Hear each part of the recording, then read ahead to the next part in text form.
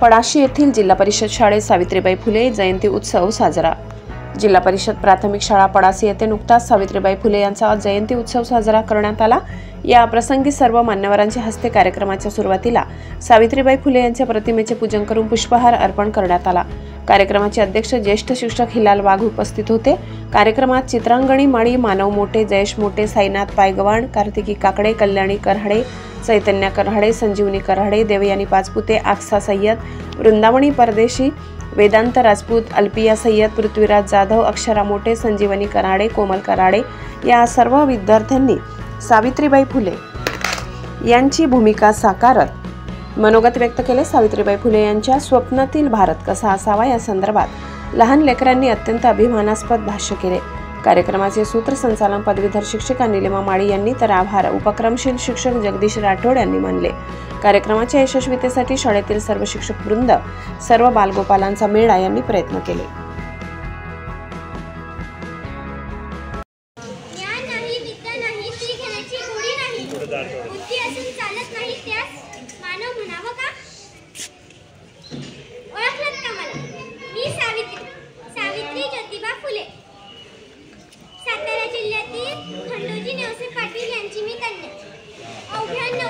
माझं लग्न झालं ज्योतिबा गोविंदराव फुले यांच्यासोबत।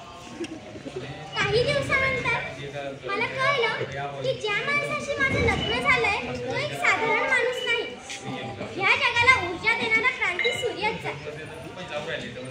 तेव्हा ना मला माहित होतं ना शेठजी एक दिवशी माझ्या जवळ आले आणि म्हणाले, साऊ मला मुलींसाठी शाळा उघड्या करायच्या आहेत का?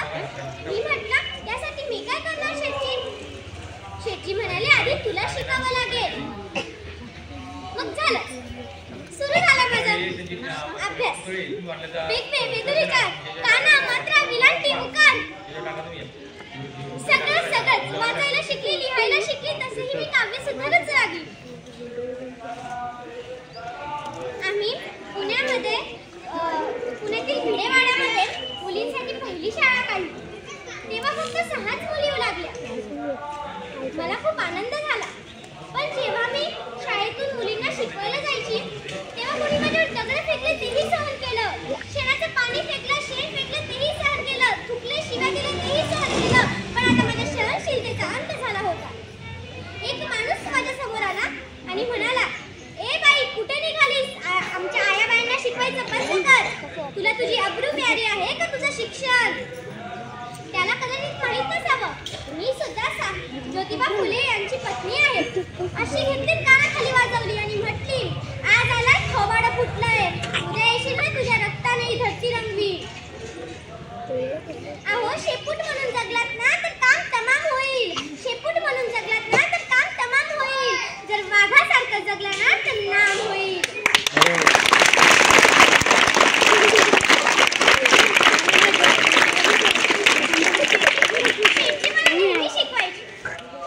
नीती विना गती गेली,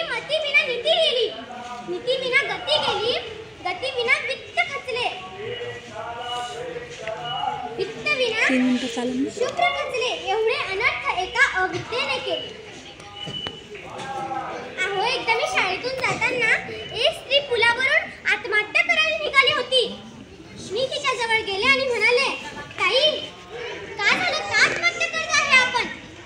ती म्हणाली, अहो माझं पोट घेऊन कुठे जाऊ मी, कोणाला तोंड दाखवू मी? माझ्यावर ह्या लोकांनी खूप अन्याय अत्याचार केले। मग तिला मी माझ्या घरी घेऊन गेले आणि बाल संगोपन गृह सुरू केलं। तेव्हा तिची डिलिव्हरी केली आणि त्या मुलाला आम्ही दत्तक घेतलं आणि त्याचं नाव ठेवलं यशवंत। अहो तो दुडू पावलाने चालायचा तेव्हा आमचं अंगण कसं भरून जायचं। पण एक आनंद होता, तो म्हणजे आयाबाया शिकण्याचा। आमचे शेठजी जेव्हा शेतकऱ्याचा आसूड हे पुस्तक लिहिताना त्यांना पॅरालिसिसचा अटॅक आला आणि त्यांचं उजवं शरीर निकामी झालं।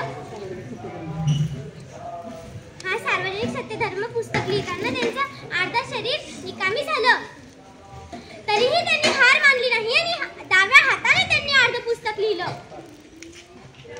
आणि त्याच्यातच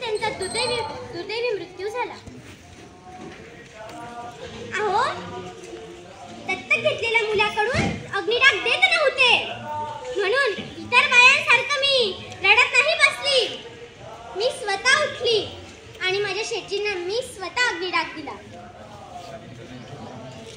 अहो, माझ्या पाठीवरचा गंभीर हात निघून गेल्याची मला जाणीव होती. त्याच्यातच पुण्यामध्ये प्लेगची साथ आली. लोक धाडधाड करू लागले. मी यशवंताला म्हणाली, यशवंत आपल्याला हॉस्पिटल उभं करायला हवं. यशवंताने हॉस्पिटल सुद्धा उभं केलं. मला माहित होतं कधी ना कधी मलाही होणार आहे आणि माझ्या यशवंताला सुद्धा होणार आहे. पण आम्ही जगलो ते या समाजासाठीच ना. या समाजासाठीच आमचा जन्म झाला होता ना.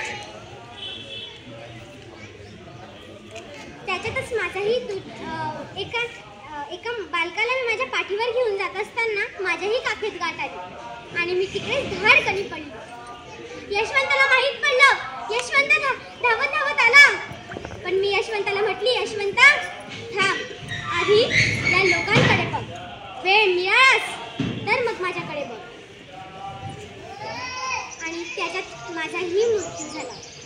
पण आज मी स्वर्गातून बघतेय तर आज खरंच मुली सुरक्षित आहेत का? अहो, साधी 2 वर्षाची मुलगी सुरक्षित नाही. माझी दिल्लीची ताई त्या नराधमाने तिचे 36 तुकडे करून फ्रीज मध्ये ठेवले होते. आजच्या स्त्रिया मुली फॅशनच्या नादात गुरफटून गेलेल्या आहेत. यासाठीच केला होता का मी अट्टहास?